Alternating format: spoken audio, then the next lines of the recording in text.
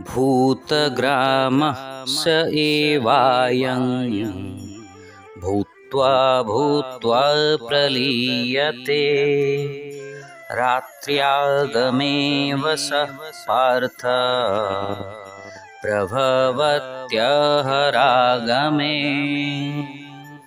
बंधुगण, वेदरे चारि प्रकारर प्रलय विषय उल्लेख करा जायछि। प्रथम हैला नित्य प्रलय, द्वितीय नैमित्तिक प्रलय, तृतीय महाप्रलय एवं चतुर्थ आत्यंतिक प्रलय। प्रथम हैला नित्य प्रलय। यह प्रतिदिन गभीर निद्रारे शयन करिथिबा समय आम चेतनार विलुप्ति को बुझाई थाए। द्वितीय नैमित्तिक प्रलय, यह ब्रह्मांकर गोटे दिनर शेष महलोक पर्यंत समस्त लोकर विलुप्ति को बुझाई थाए। सेतेबेले एई सबु लोकर जीव समुदाय अव्यक्त होई जाइथांती। सेमाने विष्णुंक शरीर रे सुप्त अवस्थारे रहिथांती।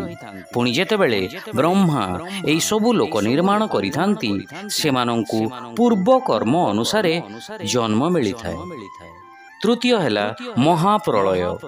यह ब्रह्मांकर जीवन काल शेष समग्र ब्रह्मांड ध्वंस होई जिबाको बुझाई थाए। एई समय रे समग्र ब्रह्मांडर जीव माने महाविष्णुंक शरीर रे लीन होई जाइथांती। सेमानंकर स्थूल एवं सूक्ष्म शरीर ध्वंस होई जाइथाए, किंतु कारण शरीर रही थाए। जेतेबेले सृष्टिर परवर्ती चक्र आरंभ होई थाए, तांकर कारण शरीर रे गच्छित संस्कार एवं कर्म अनुसारे सेमानंकु नुआ जन्म मिली थाए। एवं शेषरे चतुर्थटी हैला आत्यंतिक प्रलय। जेतेबेले जीव भगवत प्राप्ति करि थाए, से जन्म मृत्यु चक्रर बंधनरु मुक्त होई जाइथाए। अनादि कालरु जीव जेउ मायार बंधन रे बांधी होई रही थाए, सेई बंधनर विलुप्ति को आत्यंतिक प्रलय कहा जाए।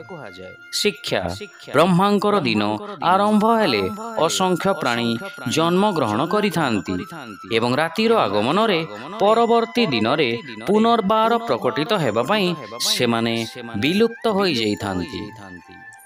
Multitudes of beings repeatedly take birth with the advent of Brahma's day and are reabsorbed on the arrival of the cosmic night to manifest again automatically on the advent of the next cosmic day. Hare Krishna.